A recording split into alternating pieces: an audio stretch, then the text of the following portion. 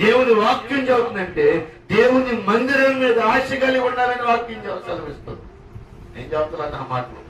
పరిశుద్ధ గ్రంథంలో అదిగో నా చేతిలో ఉన్న ఈ పరిశుద్ధ గ్రంథంలో చెప్పబడుతున్న మాటలు ప్రేమ పెట్టారా. అది ఎవరు రాశారంటే తండ్రులు కోల్పోయి ఆశించిన దాన్ని ఆశించారు నా తండ్రులు. ఆశించాల్సింది ఆశ కాని దాన్ని కోరుకొని దేవుని కోపము నా పితరుల మీదకి వచ్చింది కాబట్టి ఆ పితరుల మీదకి వచ్చిన కోపం వల్ల భూమి మింగేసింది కాబట్టి మేము పడాల్సిన ఆశ ఏంటంటే దేవుని మందిరం మీద ఆశపడాలి మేము. హల్లెలూయా, హల్లెలూయా. ఏ ఆశ అంటే ఏదైనా సరే సాపులు వేసే కానించి, పురుగులు వేసే కానించి, వాక్యం చెప్పే కానించి దేవుడు మాకు ఏ పని అయితే భారాన్ని ఇస్తాడో ఆ భారాన్ని బట్టి నేను ఆశపడాలి అని కోరా కుమారులు అంటున్నారు. ప్రియమైన దేవుని బిడ్డలారా, ఇప్పుడు వస్తున్న ఆశ ఏంటంటే ప్రియమైన దేవుని బిడ్డలారా, అసలు సమాజానికి ఉన్న ఆశ ఏంటంటే మగవాళ్ళు అయితేనేమో బుర్రగా తాగి బాధ్యతలు మర్చిపోయి, కుటుంబాన్ని మర్చిపోయి, పిల్లలు మర్చిపోయి, పిల్లలకు ఉండాల్సిన బాధ్యతలు మర్చిపోయి వాళ్ళ శరీరానికి సుఖాన్ని సంపాదించుకుంటున్నారు. కుటుంబాన్ని వదిలిపెట్టేస్తున్నారు, బిడ్డలు వదిలిపెట్టేస్తున్నారు, వాళ్ళ జీవితాలు వదిలిపెట్టేస్తున్నారు. ఒకప్పుడు అనేవాళ్ళు, పెద్దలు అనేవాళ్ళు, రే మేము బతికిన బ్రతుకు మీరు బతకూడరా, మీరన్నా చదువుకొని చక్కగా మంచిగా చదువుకొని మంచిగా ఉద్యోగాలు చేసుకొని బతకండి రా, పద్దాకులు మేము చేసిన పని మీరు ఎందుకురా చేసేది, మా కర్మ కాలక మేము ఒకరి దగ్గర జీతానికి వెళ్ళావురా, మీరు అలాగే జీతానికి ఉండకూడదు, మీరు అలా శ్రమ పడకూడదు. మీరు ఎలా ఉండాలంటే ఒక ఉన్నతమైన స్థితిలో ఉండాలి. నా బిడ్డ నా వల్లే శ్రమ పడతలేదు, వాడు కష్టం ఎరగని వాడుగా పెరిగి పెద్దవాడయ్యి వాడి బిడ్డలు కూడా అలాగే పెంచుకోవాలని ఆశపడేవాళ్ళు పెద్దలు.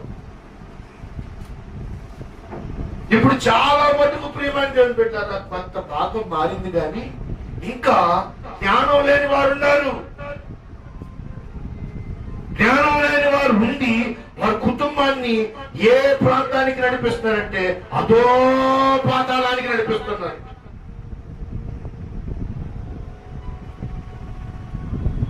అదో పాతాళానికి. ఇప్పుడు నీ బిడ్డకు నువ్వు భయం చెప్పాలనుకో, నువ్వు తాగుతా ఉండిరే తాగాక అంటే వాడు అంటాడా? అంటాడా?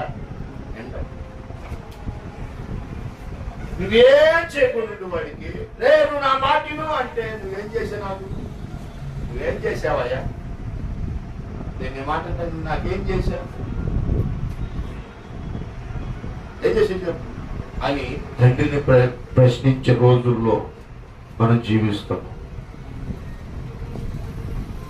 సరే, తండ్రిని అటు పక్కన పెడితే తల్లి పరిస్థితి ఏంటి? ఈ రోజులో తల్లులు ఈ రోజుల్లో సినిమాలు లగేర్థం లేదు కానీ ప్రియమైన జోరు పెట్టారా. ఎందుకంటే చక్కగా ఇంట్లో టీవీ ఉంటున్నది, ఒక సంవత్సరం అవి ఒక తల్లికే కొత్త సినిమాలు కూడా టీవీలు వేసేస్తారు. అట్టు కూడా సరిగ్గా సినిమాలకు పడిగైతే అమ్మలెక్కలు లేరా? ఉన్నారా లేరా?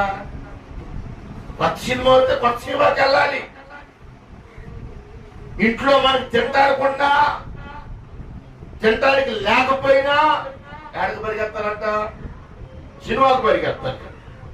అంటే వీళ్ళ ఆశలు, ఆడవాళ్ళ ఆశలు ఏంటంటే సినిమాల చుట్టూ, షికారుల చుట్టూ, కొత్త చీరల చుట్టూ, కొత్త బంగారం చుట్టూ. సరే, బంగారం కాకపోయినా ఇప్పుడు కొత్తగా ఆఫర్లు ఇస్తున్నారు. 1 గ్రామ్ గోల్డ్.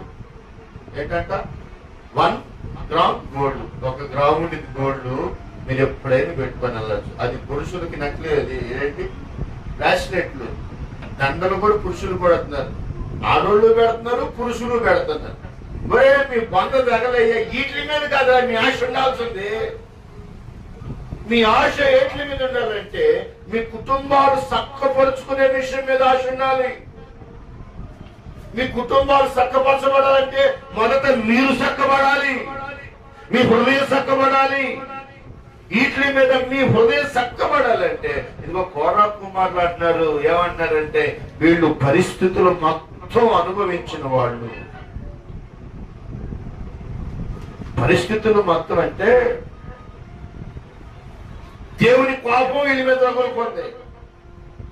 12 గోత్రాలకు సంబంధించిన వాళ్ళందరి దృష్టిలో ఈ కోరాహు సంతతి వారు ముఖ్యంగా చూస్తే భూమి మాత్రం మింగేసేలేకే ఈ 12 గోత్రాల్లో ఈ ఒక్క గోత్రంలో లేవి గోత్రంలో ఉన్నవాళ్ళు, ఈ లేవి గోత్రంలో నుంచి ఎవరైతే కోరాహు అనబడి పిలువబడ్డారో ఈ సమాజానికి సంబంధించిన ఆ ఒక్క తెగవారినే మింగివేసేలేకే ప్రియమైన దేవుని బిడ్డలారా ఆమోషం ఉంది. అదే మా తండ్రి చేసిన పనికి దేవుని కోపం వచ్చి భూమి మింగేస్తే ఇలాంటి అక్రమమైన దాన్ని కాదు మేము ఎతకాల్సింది, దేవుని సన్నిధి అసలు ఏముందో దాన్ని ఎతకాలని కంకణం కట్టుకున్నారు ప్రియమైన దేవుని బిడ్డ. హల్లెలూయా. మీరు కంకణాలు కట్టుకోవాలి. మీరు అనేదానికన్నా మనం కంకణం కట్టుకోవాలి.